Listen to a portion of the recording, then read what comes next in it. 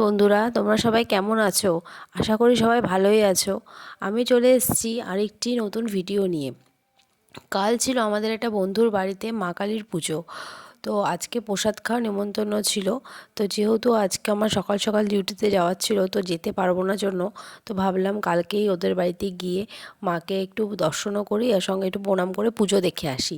তো ওই জন্য আমরা কালকে চলে গেছিলাম। আমাদের যেতে তো একটু রাতই হয়ে গেছিলো, প্রায় 11টা বেজে 11টা 10-15 প্রায় বেজে গিয়েছিলো।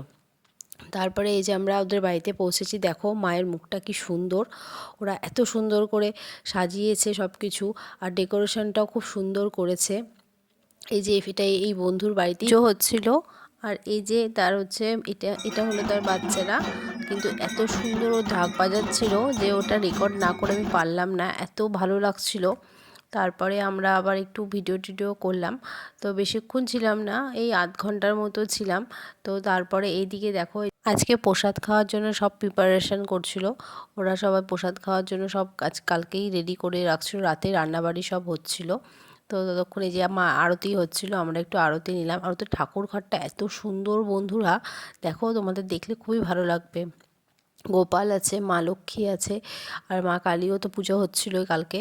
তো তোমাদের কেমন লাগলো ভিডিওটা অবশ্যই জানিও কমেন্ট।